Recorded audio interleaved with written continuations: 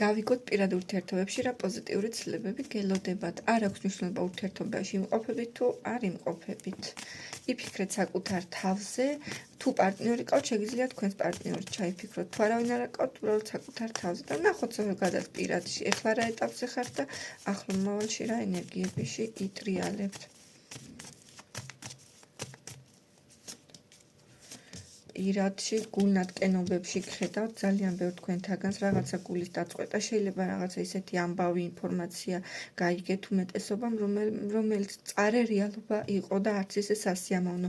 აქ შეიძლება წინა პერიოდი კამათებისაც იყო, გაუგებრობების, ცოტა ეშმაკობები, უთანაბრობა ურთიერთობაში, სიმართლის დამტკიცებისთვის ბრძოლა, ცოტა გაციებული ენერგიები ძალიან ბევრია, ბევრი სიცივე მოდის ახლა ურთიერთობებში.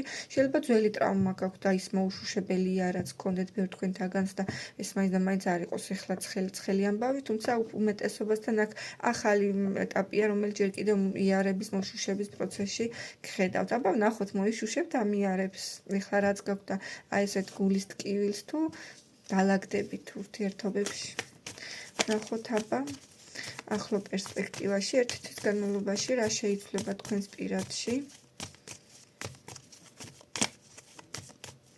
ეხლა უფრო ტრანსფორმაციულ ეტაპზე გხედავთ, როგორც ესეთი ურთიერთობაში, მაგრამ ცოტა რთული გზის გავლა გიწევთ პირად ურთიერთობებში. ეს არ იქნება იავარდით მოფენილი გზა, ეხლა და რომ გითხრათ, რომ ვაიმე აიუცებ, ბედნიერება გეწევა თუ არა, აქ რაღაცა გამოსავლის ძიება ჩანს, ბრძოლა ჩანს, აქტიურობა ჩანს. შეიძლება პირადში თქვენ პარტნიორთანაც გიწევდეთ დაპირისპირება, რაღაც საკითხებზე ვერ გვარდებოდეთ. შეიძლება უბრალოდ ურთიერთობაში ბევრი ადამიანი ერეოდეს და იმათთან გიწევდეთ გამკლავება, იმით რომ ურთიერთობა გადაარჩინოთ, მაგრამ უნარი დაწალა შეგწევთ იმის, რომ თქვენსას მიაღწიოთ, თქვენი გაიმარჯვოთ ამ სიტუაციაში, როგორც ესეთი. თუმცა აქ გაითვალისწინეთ ორი ფაქტორი, ერთი რომ შეიძლება მესამე პირები იყოს ურთიერთობაში წარმოდგენილი სასიყვარულო კუთხით, ან უბრალოდ ერეოდნენ, შეიძლება ოჯახის წევრებიც რაღაც მესამე პირების ჩარევა ჩანს და მეორე ფაქტორი ურთიერთობები ცოტა არამყარი და ცოტა არასტაბილურია.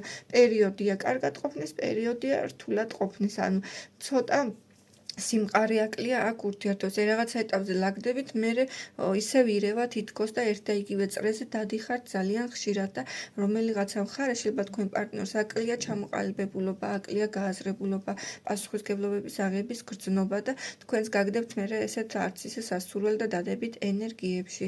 ყურადღებით იყავით, თუმცა ეს რთული პერიოდი გადაილახება და იარებით მოგიშუშდებათ.